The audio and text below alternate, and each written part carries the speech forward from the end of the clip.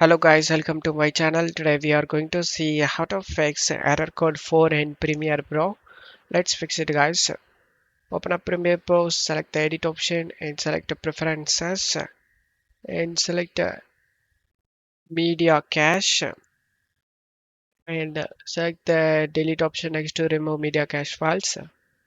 Select the delete unused media cache files and select OK and check if the problem solved or not.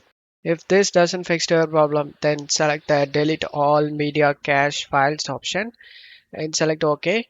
And after doing that, the Adobe Premiere Pro will be restarted.